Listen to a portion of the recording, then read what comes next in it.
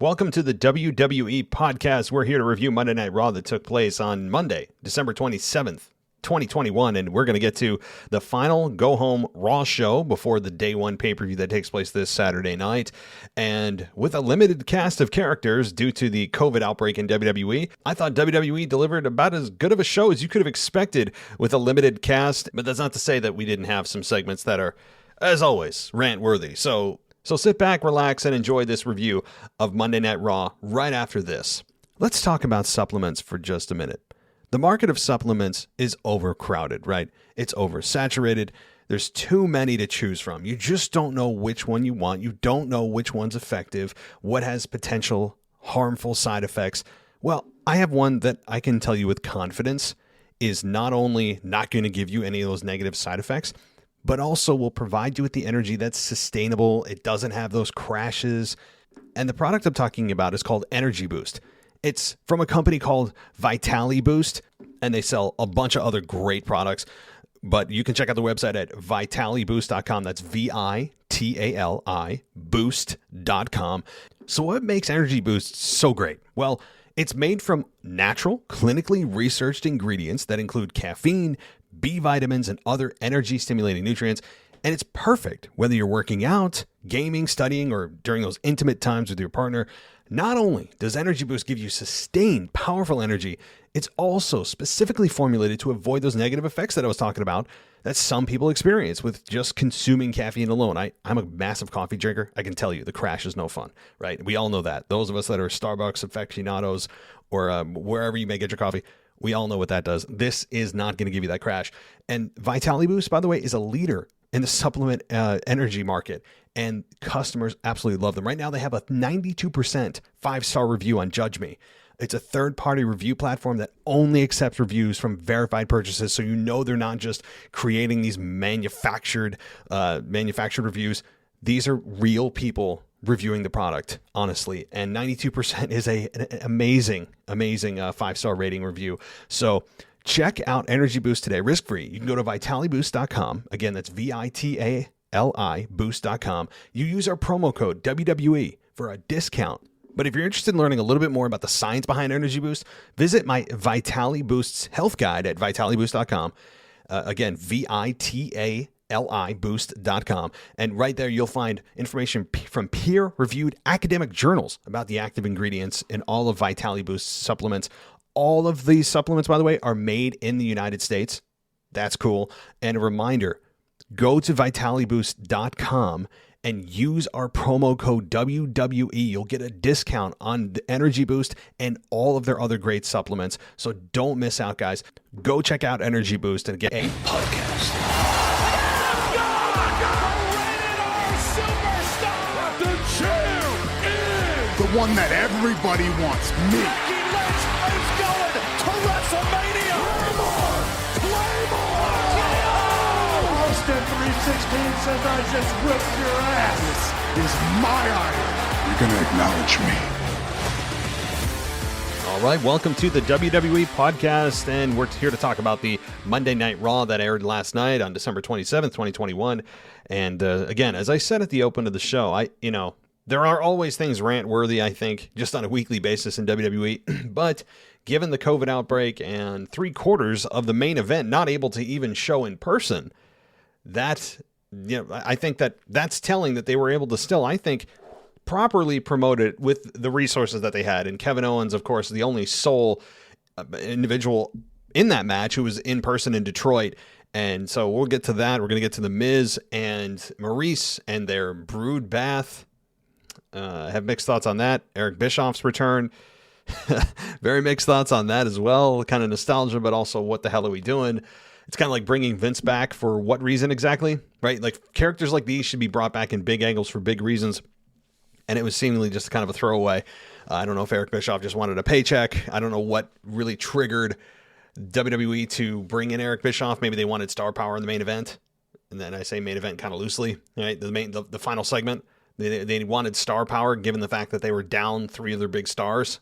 So perhaps that's the case. But Eric Bischoff, Yeah, I don't know. So we'll get to that as well in just a minute. But a couple things. Number one, if you want to go ad-free, the sale is coming to a close. 99 cents for an entire month, or you can do an entire year for $9.99 on Apple Podcasts. Go to our page, click the ad-free button, and you will be locked in no matter what happens to the price. It's coming to a close. Go ahead and get into our ad-free experience, or go on to Patreon, Discord server that will be lighting up during the Saturday night review, or Saturday night pay-per-view rather, where all of our wrestling fans on the show, on the page, come together, all the patrons, and we just give our in-person reactions as they happen.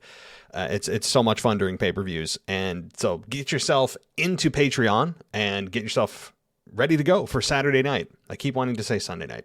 So, all right, well, before we also get to the Raw review, I do have one thing that I need to make good on, because I completely forgot to on my mailbag last week. So, in keeping with good faith here, I want to make sure that I give Dennis McGinley here his due. I totally missed your message, Dennis, on the mailbag. So here is Dennis's mailbag from last week, and I do want to make sure again that it's only fair. So here we go.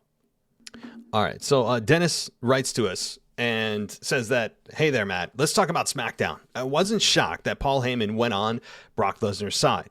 We know Paul Heyman's good at the mic. What about in ring? Wouldn't you like to see him face Roman in a wrestling match? But Heyman, is he good at wrestling? What would his finisher be? Well, Dennis, I think there's exactly a 0% chance of Paul Heyman getting into the ring, doing any kind of maneuver other than taking a bump. I mean, he barely could hit the mat with any kind of force. I mean, taking the Superman punch is about the extent of his in-ring career. I do not believe there will be any kind of match with Paul Heyman. It's not going to happen. He might take an F5 if he ends up truly turning on Brock, or maybe taking a spear, but that's it. There's not going to be any offensive maneuvers on Paul Heyman's end at all. Now, let's talk a little bit about Raw. Let's go right to Omos and AJ. Again, guys, this is from last week.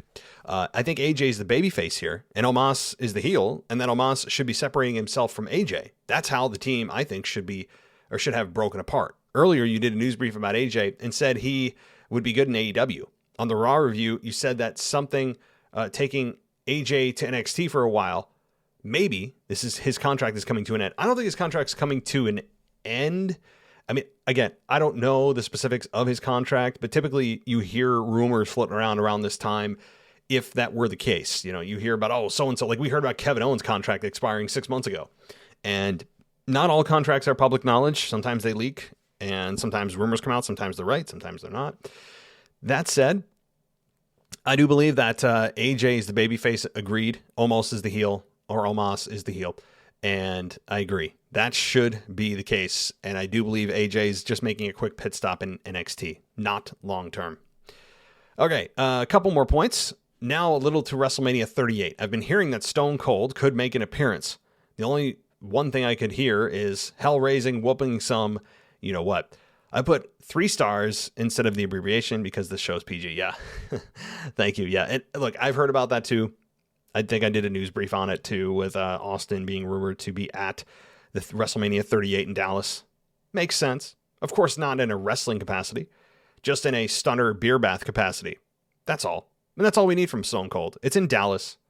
Can you believe it's already been, 6 years since they were last there with WrestleMania 32 when him and Michaels and Foley interrupted the League of Nations and also stunned Xavier Woods, which was one of the best things I've seen. Can't believe it. Okay, wouldn't you think Stone Cold could keep old man Vince in line? Also, I think Stone Cold could give Vince a good beer bath and the ever great stunner. Still, going to do a shout out to The Crisis and Love the Trash, Fire, and Lunchables. Both Crisis and DJ Kuzmo know a lot on WWE combined. Another fire to say about The Crisis for me that only listens to the podcast. Blessed in you, so I can ask you questions, please. I'm not sure what you mean. I mean, I read it as you wrote it, so I'm not really sure. So my apologies. But you continue on and say, I did a tweet on Twitter to help me find Crisis, and you did, so that's good. And to plug your Twitter, Dennis, it's at Ginley8Dennis, Ginley 8 Dennis. So also on Instagram at ZenDen1382. So thank you for the compliments, Dennis. And I'm glad that you are joining us here. So, all right, let's get to, one last thing. I promise. Tomorrow night, Mr. and Mrs. Casual Wrestling Fan are doing the mailbag for the emails, not the voicemails. I'll be doing voicemails.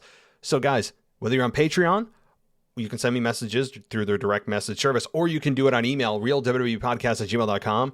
Send me your questions, because I will be sending those on and forwarding them on to Mr. and Mrs. Casual Wrestling Fan. So please do that. I want to be able to give him some good stuff. You guys never seem to disappoint. So please send your emails over to me, and I will forward them on. And we need them by like midday, maybe evening time tomorrow. So, okay, Monday Night Raw. Okay, so COVID outbreak. Clearly, Seth Rollins, Bobby Lashley had COVID, which is why they weren't there. Big E as well. Kevin Owens was the only man standing, I guess the last man standing, pun intended, for the entire main event on the show. And, I think he did a decent job. Kevin Owens always has a likability about him, even as a heel, because he's relatable. He is like a fan as being a wrestler. Like, you can tell that he says things that fans are thinking. And with the segment he had on Raw, where inexplicably Cedric Alexander and Shelton Benjamin came out after MVP did to, I guess, challenge Kevin Owens to try to get back in the Hurt Business. KO already called it and said, yeah, we already know what's going to happen. Just get in the ring. And, if you win, you want to make your case to get back in the Hurt Business. And so Cedric Alexander and Kevin Owens went at it. Of course, Kevin Owens wins via stunner to Cedric, stunner to Shelton, and then MVP looks on. And so I don't understand this. I guess, again, this is where the storylines go awry. And because I had no problem with Cedric and Shelton getting airtime. I still don't believe they should have broken up the Hurt Business. I still believe, as of this day, they should be together. And the reasons that they were still aren't clear to me. And so for them to want to get back with MVP, the one that turned his back on them, I mean, what are we doing? That's never going to be explained, ever. Just like the last time they were randomly wanting to get back into the same group that disbanded them, beat them up, and humiliated them. Randomly decides to, you know what? We like Bobby tonight. We like Bobby Lashley. We're going to forgive everything he did, and we're just going to support him. And they did the same thing this week with no explanation at all. None. Just Vince hoping the fans don't remember what happened when they broke up. It's just insane. But those that are listening may or may not remember or care, so I'm going to move on. But Kevin Owens, again, holds his own in the ring here, holds his own on the microphone, and I love the reaction, too, backstage with the other interviewer, Kevin, where KO told Kevin to find a new name, and he has 1 week to do it. That was funny. That's not heelish. That's babyface. It's hilarious. And yeah, of course, Kevin Owens ran down the town along with like 3 other people, calling Detroit basically a dumpster fire. I mean, in so many words. And I don't know how many times we need to hear about Detroit being the armpit of America. I mean, my God, they ran down Detroit. Miz actually had a pretty good line too. He said that, you guys live here willingly, right? So don't boo me. But we'll get to the main event. And I say main event in quotes in just a few minutes. But Kevin Owens, I think, held his own pretty well. Told the interviewer, I don't know, Kevin Patrick? I think it's Kevin Patrick. Get a new name. But also just kind of put his head in his hands about what Big E was saying in his promo that he clearly just sent from his phone to management, which makes sense. If they have COVID, the least you can do is at least have them have a presence on the show by sending in an actual like promo from their phone. Why not? The phone's quality is good enough now in 2021 that it could be a decent, it could come across halfway decent, not like looking like a flip phone or something. So it's fine. And they did what they could with what they had. That's kind of the theme of this show. Didn't love the show, didn't hate the show, but I think they maximized the resources to some degree. So Kevin Owens again, though, going back to him was a delight, where he didn't have to share the spotlight with anybody. It was just Kevin Owens in the entire main event picture for day one. And so I really enjoyed that. So, all right, well, Let's continue on here. I'm going to be jumping around a lot because that's what I do. Okay. AJ Styles accused Omos of being scared and unappreciative. Styles promised to kick Omos's teeth in. And then he invited star Grayson Walker, who was holding up a sign in the front row, into the ring. They almost came to blows before Apollo and Commander Aziz interrupted, the latter of which challenged Styles to a match, and then the Phenomenal One accepted Aziz's invitation. So, that was it, and Omos obviously was not on the show. COVID strikes again. So AJ is left to speak to ghosts about his program, but no fault of his own, and it's fine. I think it's fine. And AJ and Omos is going to be a fun match from the perspective of it's David and Goliath, and we've seen it 100 times. I do wonder about the selling ability of Omos. We've seen him be dominant, the giant, but eventually he's going to have to sell. I'm not saying flip, flop, and fly, but eventually he's going to have to take a finish. Eventually he's going to have to leave his feet and take, a bump. I wonder if he knows how to take a bump. I hope so. I'm being facetious and just a jerk, but eventually he's going to have to, have somewhat of a comprehensive matchup where it's not just him no-selling absolutely everything. It can't happen. So I wonder what a phenomenal forearm will look like. It's not going to take him off his feet, so I'm sure it'll take like 3 or 4 phenomenal forearms to have Omos leave his feet. All right. Let's get to something really good. 2 really good things here. I got to say, for all the negativity sometimes I spew out on this show, there were 2 really good matches on this show. The Street Profits versus Dominic and Rey. What a match. Pay-per-view quality match. In a match I did not expect to be pay-per-view quality. It was really good. The false finishes, the frog splash false finish by Dominic was really good. For as good as Dominic is in the ring, he's that bad on the mic. They hide him from the microphone. I also not a fan of him having his dad piggyback him like a 5-year-old in gym class down the aisle. It's childish. It's. I know it's supposed to be a bonding moment. Stop it. Okay, you both of you are grown men, and you're still holding each other. What? I don't know. I'm gonna get on a dark, deep hole here. So my point is, though, this match was really, really good. The match of the entire night. The best match I've seen on Raw in months. So good. I don't know. Maybe I'm overblowing this. I don't know what it was, but the chemistry. Angelo Dawkins is, as always, an absolute treat to watch. The length or the distance in which he was able to hit his splash. He was 3/4 across the ring, and he still hit it perfectly. Man, Angelo Dawkins is going to be a star when he gets away from the tag team scene here. I can't wait. I like the new look on Angelo Dawkins too, or Montez Ford. Montez Ford is what I meant to say, not Angelo Dawkins. Angelo Dawkins is clearly second fiddle here. Montez Ford is what I meant to say, is the star, and I can't wait until he breaks away and goes on a star on his own on a singles run.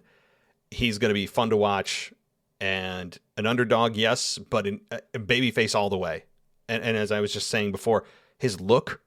The way he's changed it, growing the beard, putting the dreads in, good stuff.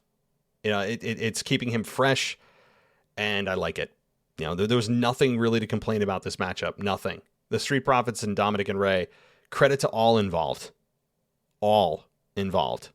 And the finish that the Street Profits have, it's a massive... I guess this is what CBS Sports says it is. This is their description, so I want to make sure that this is right. Maybe you guys can tell me. They said that the Street Profits beat Mysterio, Rey, and Dominic after landing a massive blockbuster on Dominic. Is that what it's really called? A massive block? It's just called a blockbuster, a massive blockbuster. Is there a name for it I'm missing? You guys will correct me, I'm sure. But it was just such a beautiful move. So good. So it's going to be now at day 1, the Street Profits versus RK Bro for the Raw Tag Team titles. And I have to say, I have my doubts that RK Bro is going to walk away with the championships, especially given the RKO tease by Randy on Raw. I know that was seemingly innocent, but was it? Or was it foreshadowing? We're going to get to that in a minute, too. Okay, Dana Brooke and Reggie defeat R-Truth and Tamina via pinfall after Reggie scored a wheelbarrow victory roll on Truth. I don't know what to say about this. I saw a little bit of this. Actually, I saw the whole thing because it was so short. Dana Brooke, I really just don't know. I don't know what to think of her anymore. Reggie, I think, is fun to watch. I actually like Reggie more than most people. I think he's got charisma. He's clearly just a gymnast in a wrestling gear. R-Truth and Tamina, that's a weird pairing to me. But Dana Brooke, man, Dana Brooke is, and she's such a, somebody should just do a deep dive into Dana Brooke's career. For how long she's been in the same spot is insane. Dana Brooke has been in the exact same spot since day one. No pun intended. So, maybe we can have like a deep dive into Dana Brooke. It's I don't know. And she continues to stick around. So, kudos to her. But at some point, you'd think they would give her a push and see what she's got. At least put her in a place where she needs to maximize her minutes. See how the crowd reacts. See how she does. Does she sink or swim? So, all right. The next match I really loved. And you know what? These next two I did. Randy Orton versus Otis. I love the storyline going into this. While it's superficial, and while it doesn't have a deep hook for you, like a deep emotional hook, the storyline was as follows. Randy Orton cannot RKO Otis. He's un-RKOable. And it eventually took 7 tries before Randy Orton got it between last week and this week.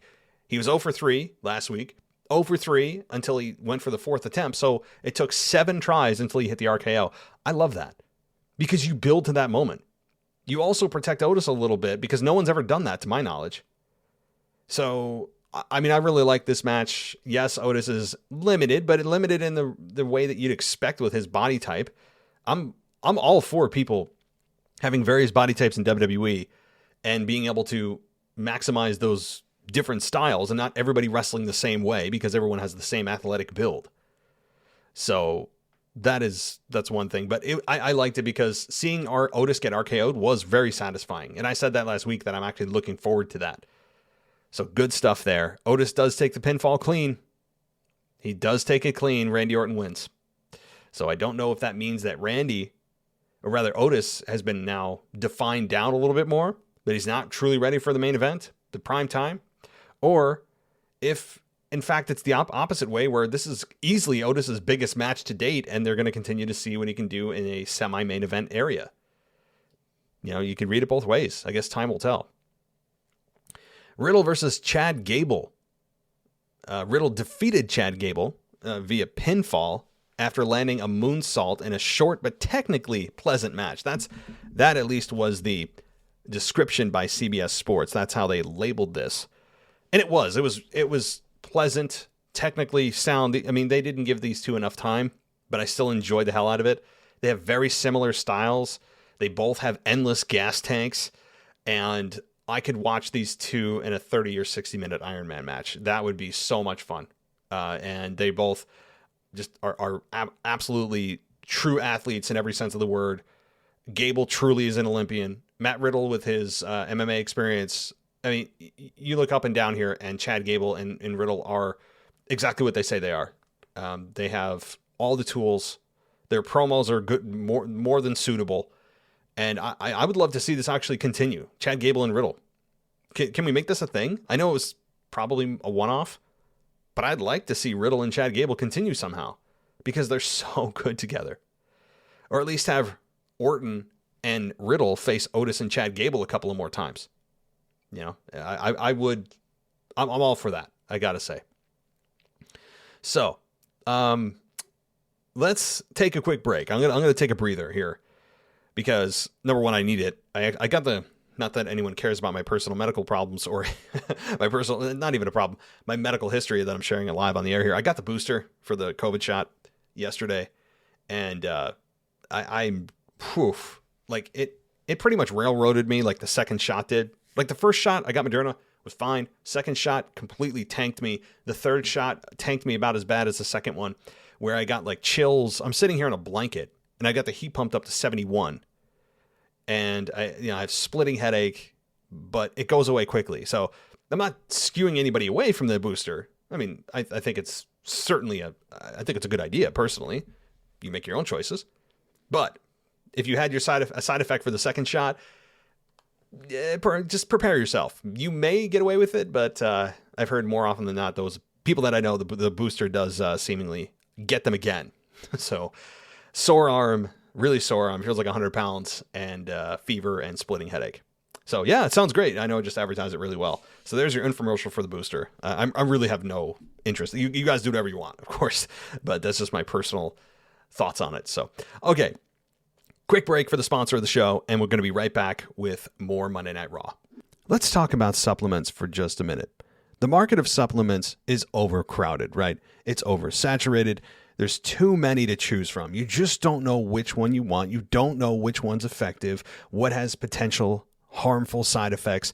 Well, I have one that I can tell you with confidence is not only not going to give you any of those negative side effects, but also will provide you with the energy that's sustainable. It doesn't have those crashes. And the product I'm talking about is called Energy Boost. It's from a company called Vitali Boost, and they sell a bunch of other great products. But you can check out the website at vitaliboost.com. That's VITALI boost.com. So what makes Energy Boost so great? Well, it's made from natural, clinically researched ingredients that include caffeine, B vitamins, and other energy-stimulating nutrients. And it's perfect whether you're working out, gaming, studying, or during those intimate times with your partner. Not only does Energy Boost give you sustained, powerful energy, it's also specifically formulated to avoid those negative effects that I was talking about that some people experience with just consuming caffeine alone. I'm a massive coffee drinker. I can tell you the crash is no fun, right? We all know that. Those of us that are Starbucks aficionados or wherever you may get your coffee, we all know what that does. This is not going to give you that crash. And Vitali Boost, by the way, is a leader in the supplement energy market, and customers absolutely love them. Right now, they have a 92% 5-star review on Judge Me.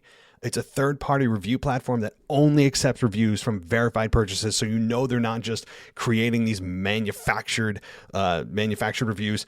These are real people reviewing the product, honestly, and 92% is an amazing 5-star rating review. So check out Energy Boost today, risk-free. You can go to vitaliboost.com. Again, that's VITALI boost.com. You use our promo code WWE for a discount. But if you're interested in learning a little bit more about the science behind Energy Boost, visit my Vitali Boost's health guide at vitaliboost.com. Again, VITALI boost.com. And right there, you'll find information from peer-reviewed academic journals about the active ingredients in all of Vitali Boost's supplements. All of these supplements, by the way, are made in the United States. That's cool. And a reminder, go to vitaliboost.com and use our promo code WWE. You'll get a discount on the Energy Boost and all of their other great supplements. So don't miss out, guys. Go check out Energy Boost. And again, it's vitaliboost.com, VITALI boost.com. Welcome back to the WWE podcast. Let's get back to more great wrestling audio.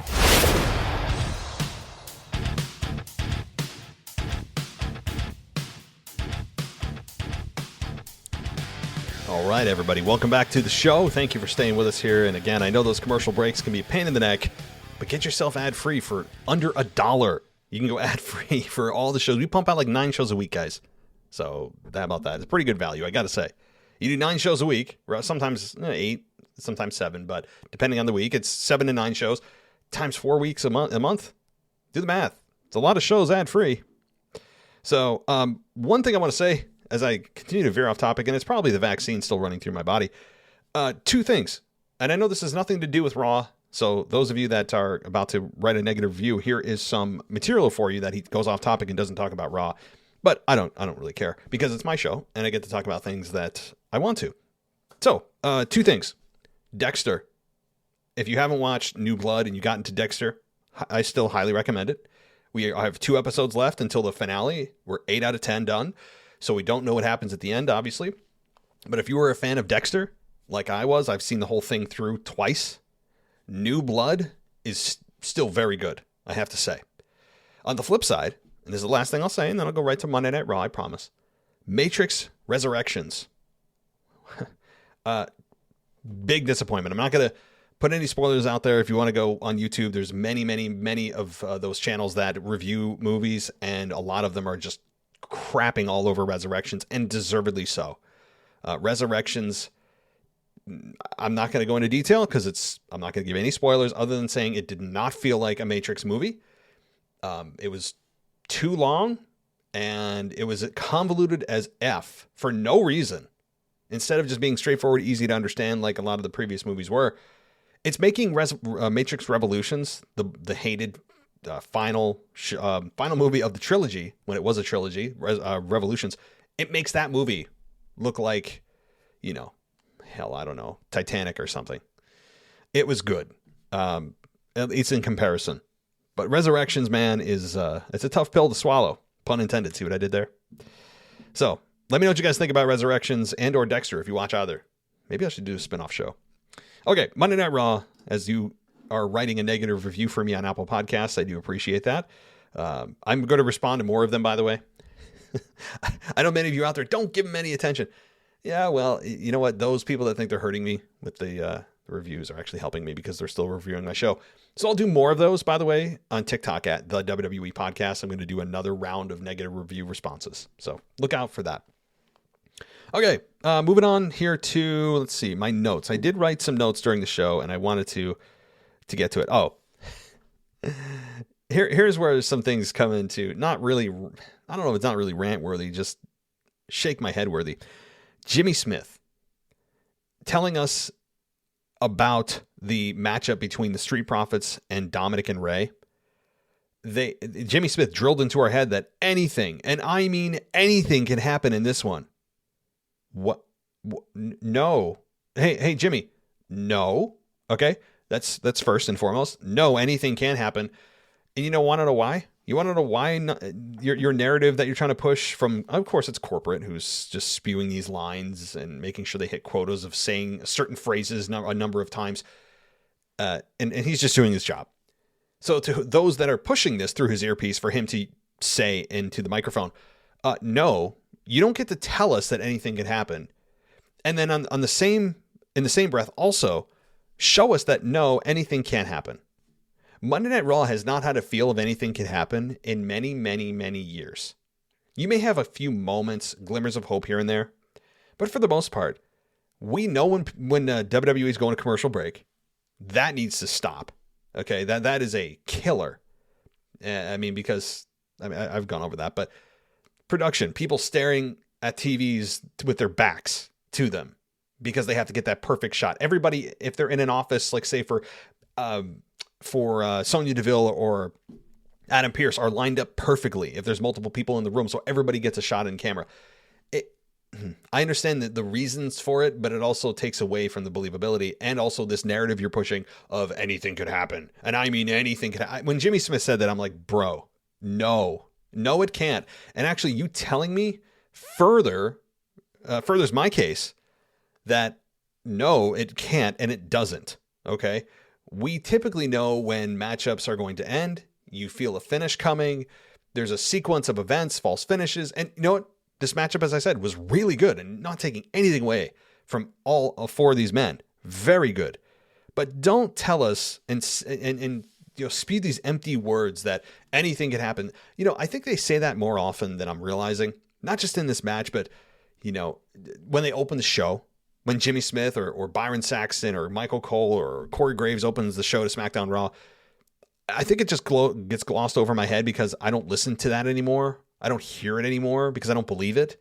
It's empty words where they'll open the show and this is the final SmackDown before day one pay-per-view, whatever, on a show where anything could happen. No, we don't believe you. We do not believe you. It's a false narrative. It's empty words. Does anybody else follow me here? I'm close to a rant on this. I didn't realize how much I was annoyed by it until Jimmy Smith tried to shove it down our throats that this tag match, out of all the matches and all the segments on the show, this was the one that anything could happen. And he said, end quote, and I mean anything could happen. What makes you feel like that? What are you talking about, Jimmy? Again, I know it's people telling him to say that, but good Lord. Just so many corporate phrases that it's almost like it doesn't matter who's sitting in the commentary booth at times because they all say the same stuff the same way. So it's just like a vessel that WWE uses to spew their corporate language out, or their, say this way, push this, talk about, say mind games 5 times in the show. Make sure you hit that quota. Make sure you say message or statement at least 18 times in the show. It's just so many like phrases that it doesn't matter who's in the booth, because it just feels, especially the play-by-play person, that it's just so structured, and they're supposed to be off the cuff, and they're anything but. And by the way, Byron Saxton needs to go. Okay, the Byron Saxton experiment's over. I don't like 3 in a booth anyway, and boy, I would cut him faster, than I don't know.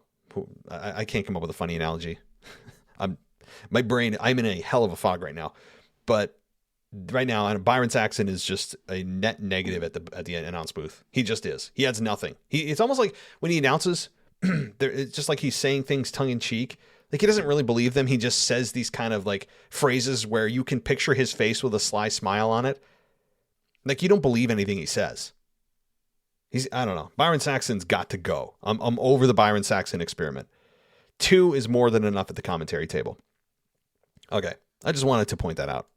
So there's some more material for you guys to hit me with if you want to write a negative review. I mean, I encourage 5 stars. Let's be real.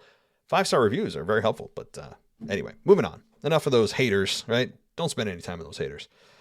All right. Okay, let's see here. What else did I want to talk about? I almost covered. Did I dare cover everything except the main event? Oh, Damian Priest and Dolph Ziggler for a United States Championship match. Here's another thing I really liked. Damian Priest's promo. And we got somewhat of an explanation as to why he's suddenly this dark character when he snaps into it. And he calls that dark character Damian. What? That's your name, bro. I mean, he couldn't come up with something else. He couldn't have named it, I don't know. Something else. Anything else. But that's your first name. So when he says Damian's going to come out, well, that's you. So I don't know why he couldn't come up with some alter ego or naming it, branding it differently other than just his normal regular name. But that aside, I did appreciate his promo, and boy, does he have a nice deep voice to him, doesn't he? He's got a very commanding alpha male voice. Brock Lesnar could only dream of having this voice. It feels like this voice should be on Brock Lesnar. And Brock Lesnar just has this kind of high-pitched voice that every time he opens his mouth, it just sometimes doesn't work. It's not embarrassing, I don't think. It's Brock. It's still great. But I've always been kind of off-put by Brock's voice. It doesn't fit his stature. But Damian Priest has certainly got it. He's got a voice for radio. He's got a voice for promos. And the way he delivers promos is still very good.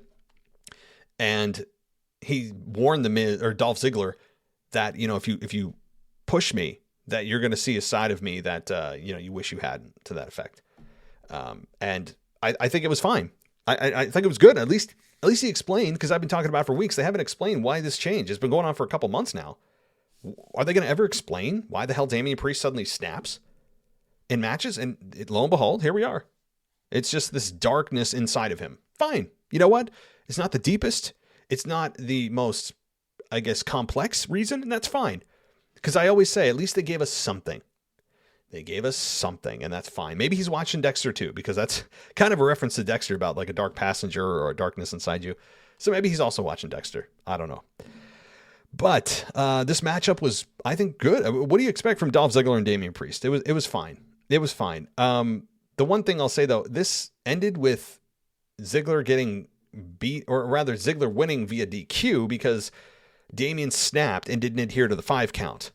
So I guess Damian Priest, who's the babyface, didn't adhere to the 5 count, and the crowd booed this. Kind of weird, right? Like typically the heel would be the one to get the 5 count against him, and it would be heat on the heel for, ending the match in kind of a lame way. But they're going to continue this, and I'm fine with it. I really am. I thought that it did what it needed to do. I guess CBS Sports here, as I'm reading it, they weren't big fans of this matchup, but I thought it was fine. They said that Priest went berserk in the match's closing stanza after being berated and open palm slapped by Ziggler, which is what triggered him. The champ cornered Ziggler and swarmed him with strikes, ignoring the referee's 5 count and forcing a DQ. Priest closed out the segment by spiking Ziggler with the Reckoning on the outside of the ring.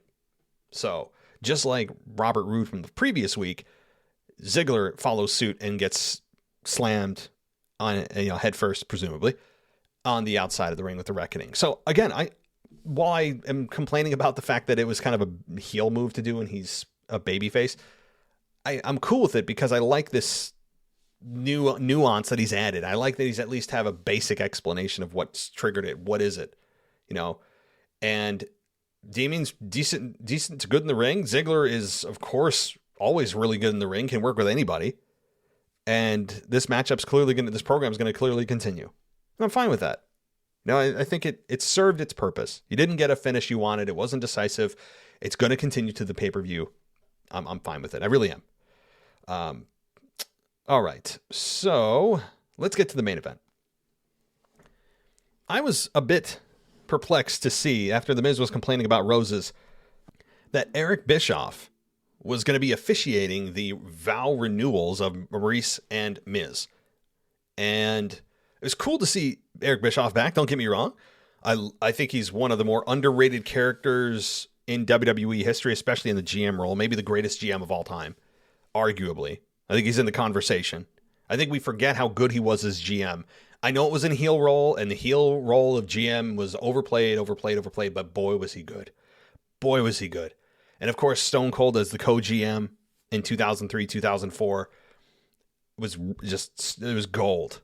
And if anybody wants a nice trip back to memory lane, go watch Eric Bischoff as Raw GM. You talk about a heat-driven, or a heat-seeking missile. Like, he is and was a mastermind at manipulating the crowd. So it was cool to see him back. He looks pretty good for his age. Pure white hair, cool. He looks a hell of a lot better than Vince. I got to say that. He actually can enunciate his words. Where Vince needs subtitles at this point. So that was fine. I just don't understand. As cool as it was to hear Eric Bischoff's music, I kind of marked out for that. Very nostalgic. That was fun. But I don't understand why you're going to bring Eric Bischoff back for this. Again, other than we are down a lot of stars tonight because of COVID.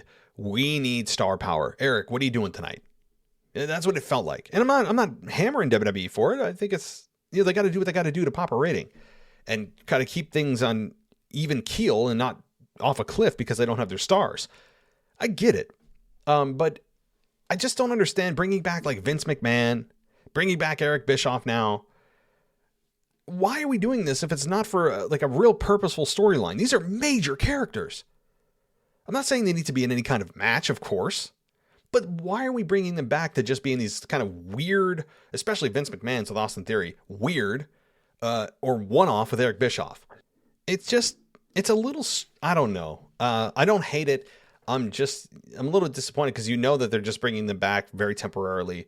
For Eric, anyway. I'm not really sad to see Vince if he just suddenly stops being on my screen. But with Eric Bischoff, I would love to see him on a weekly or semi-weekly basis because I do miss the way he managed the show in terms of being a GM. I mean, everything about it. I do miss Bischoff, I have to say. I don't think he has any interest in being on a full-time, regular time, or full-time or part-time schedule at all. I really don't believe that. He's got his own beer brewing business. He's got movie projects. Bischoff has his hands full from everything I understand. So I very much doubt that Bischoff is going to be a regular part of Monday Night Raw, and this is not going to continue. But it was cool to see him for a night and hear the "I'm back and better than ever." Good. I mean, just great stuff, I got to say. So, all right. But let's get into this segment here. Miz and Maurice renew their vows. And we all knew what's going to happen here. We all knew that Edge was eventually going to show up after what happened last week and really the last few weeks of being embarrassed by Miz and Maurice. And here is the description by CBS Sports. I'm leaning on CBS Sports tonight, as I normally do, to make sure that we get everything covered. So, okay. We got Maurice showered with booze while tearfully reciting her vows to the point where brief portions were nearly inaudible. Yeah, the crowd was crapping all over her. It was great. Really, I mean, boy, did they hate this. The Miz responded by delivering vows in French, which after he mixed some Spanish in, Maurice said that just continue in English. And then Bischoff delivered a tongue-in-cheek statement about any objections. And then he said, oh, hell, you know how this is going to turn out. I mean, yeah, we do, but do you need to, did that line really need to be there? Like, it's implied, right? It's implied. Don't tell us that something's about to happen, right? Like, don't tell us that. That's a bad job out of WWE creative, not Bischoff, creative. You don't tell us that, okay, yeah, you know what's about to happen. Well, how does Bischoff know?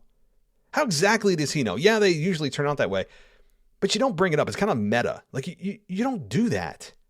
So I wasn't a fan of that. But of course, Edge comes out to a huge reaction, and Miz and Maurice kissed in front of him. He said he wasn't out here to spoil the occasion, but he said that, is this a white wedding?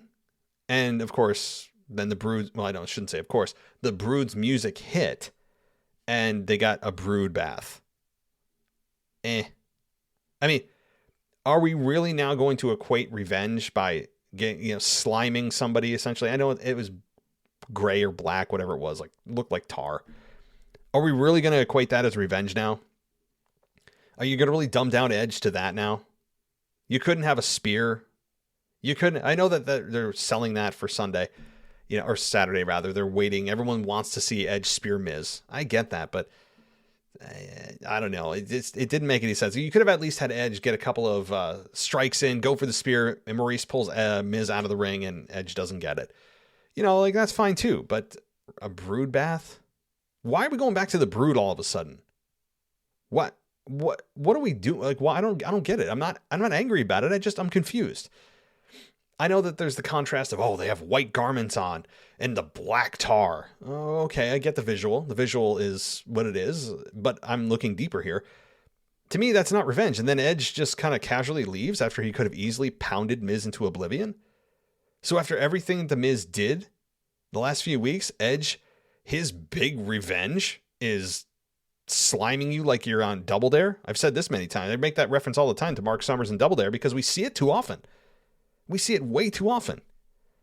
And I know that Edge said, I'm going to beat your ass on Saturday, but I'm going to embarrass you tonight. No, like you should be enraged. Why are you containing your rage? How is that going to help you? Why couldn't you do both tonight? I don't know. I don't know. I didn't hate this segment. It was just kind of like, wasn't the worst ending I've seen in Monday Night Raw, but it certainly didn't to me. It didn't make me super excited to see these two. Like I just want to see Edge hit Miz with a spear and call it a night. Now he may not actually win the match. We'll actually talk about that on the review show later this week. But it was an okay way. It was okay to end the show. A little bit Nickelodeon for me. I don't like the slime. I don't like the goo. I don't like any of those, the food when people get thrown, food or pies. I don't know what it is with Vince and like food products. I don't know what it is where he finds it funny. This, for whatever reason, like no one's got the courage to tell Vince this is not funny, and it's a bit kind of TVG. Like it sounds like somebody's watching the Kids' Choice Awards.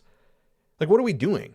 Why are we using slime and food and pies with Tony Storm and Charlotte? Like, what are we doing? What is the obsession with food products? I can guarantee Vince is knee slapping back there. No one's got the guts to tell him this sucks, Vince. Can we actually do wrestling instead of theater? Yeah, or attempted theater or embarrassment. I don't know. Again, not the worst thing, but not the best thing either. So, all right. Well, that is the Raw review, everybody. I hope you enjoyed it. I hope I made sense during this very foggy, fever-induced, body-chilled Raw review. And I would hope that you guys consider going ad-free on Apple Podcasts. The sale is coming to a close very soon. So jump on board for 99 cents a month, $9.99 a year. Think about that. 2 months free. $10 for the entire year ad-free for every show we do. That's like hundreds of shows a year. So consider that, or on Patreon. $1 gets you in the door on Patreon. And you get to join our Discord server for this Saturday night's Day 1 pay-per-view. We're going to continue, of course, this week with the mailbag tomorrow night. Don't forget, Mr. and Mrs. Casual Wrestling Fan are going to be doing the email portion of the mailbag. Please send in your emails to us on or at my Gmail account at realwwepodcast@gmail.com. Or you can send us on Patreon. If you're a patron of the show, we use our internal messaging service is fine too. Everybody, thank you so much. Send in those voicemails too. I'll be answering the voicemails for the mailbag portion, but the mailbag takeover happens tomorrow night. Everybody, thank you so much. Stay safe. I'll talk to you next time. Thanks for listening to the WWE Podcast. Don't forget to subscribe on your favorite podcast app so you don't miss a show, or head to WWEpodcast.com. And for all of these shows ad-free, head over to patreon.com/WWE Podcast. Until then, we'll see you next time.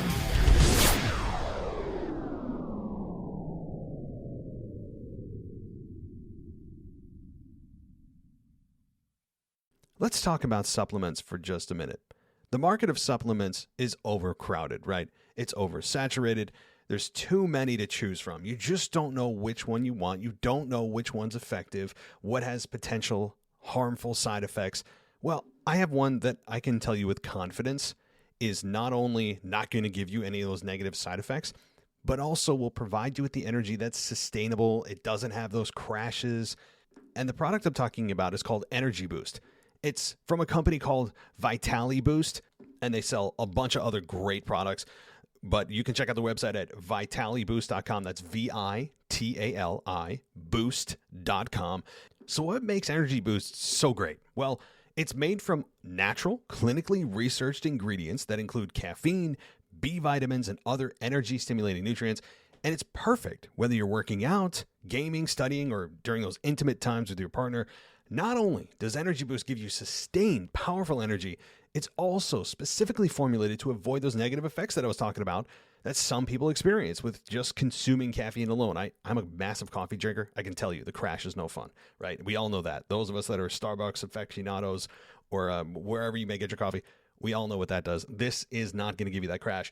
And Vitali Boost, by the way, is a leader in the supplement energy market, and customers absolutely love them. Right now, they have a 92% 5-star review on Judge Me. It's a third-party review platform that only accepts reviews from verified purchases, so you know they're not just creating these manufactured reviews.